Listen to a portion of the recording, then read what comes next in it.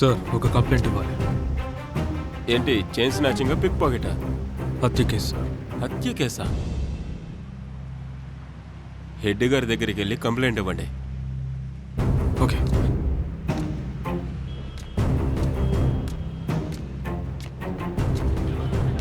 మీరు వెళ్ళండి, తర్వాత రండి. ఏంటయ్యా గొడవలో లేకపోతే దొంగతనమా? హత్య కేసు సార్.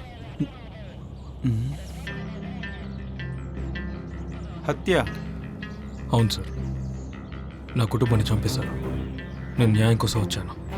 ఎక్కడ? ఎప్పుడు? ఇవాళ లేకపోతే నిన్న? నిన్న కాదు సార్, 20 ఏళ్లకు ముందు. ఏమయ్యా నీకు పిచ్చా? 20 ఏళ్ల ముందు జరిగింది ఇప్పుడు చెప్తున్నావు?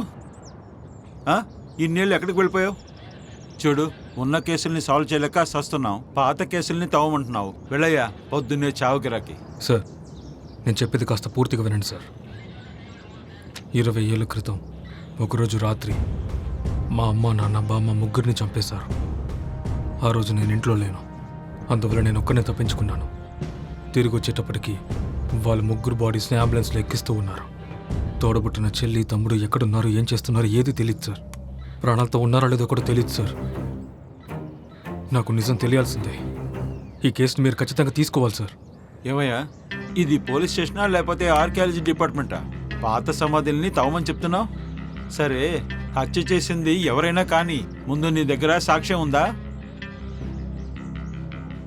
ఒక వివరం లేదు, దేని పెట్టుకుని నీ కేసు తీసుకోవాలి?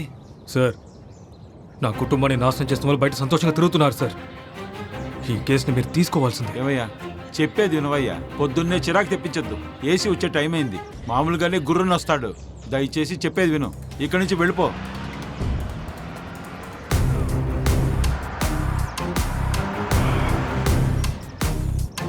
మీరు ఈ కేసు తీసుకోకుండా నేను ఇక్కడి నుంచి వెళ్ళను సార్. వెళ్ళు వెళ్ళు. సార్ లేదు సార్, ఖచ్చితంగా మీరు సార్. కేసు తీసుకోవాల్సిందే. సార్ వెళ్ళవయ్యా, సార్, నేను మీరు చెప్పేది తీసుకోవాల్సిందే విను. సార్. నా ప్రాణం తీయొద్దయ్యా, సార్, వెళ్ళయ్యా. నేను ఇక్కడే ఉంటాను, ఎక్కడికి వెళ్ళండి చెప్పేది సార్. విను, వెళ్ళవయ్యా. నీకే సమస్య ఏంటి? చెప్తున్నా. ఏం కేసు? సార్ మతిస్థిమితం లేని వాళ్ళలాగా వాగుతున్నాడు సార్. సార్ అలాంటిదేం లేదు. నోరు మూసుకోవయ్యా. ఏంటో చెప్పండి. సార్ 20 సంవత్సరాల ముందు వాళ్ళ అమ్మ, నాన్న, బామ్మని చంపేశారట. చిన్నప్పుడే వాళ్ళ చెల్లి, తమ్ముడు తప్పిపోయారట. చంపిన వాడిని కనిపెట్టమని కేసు తీసుకోమని చెప్పి పొద్దున్నుంచే టార్చర్ పెడుతున్నాడు సార్. ఎంత చెప్పినా వెళ్ళట్లేదు సార్. నిజం తెలియకుండా నేను ఇక్కడి నుంచి వెళ్ళను సార్. రే నోరు మీరా రే. సార్ నేను ఏయ్. చెప్తున్నా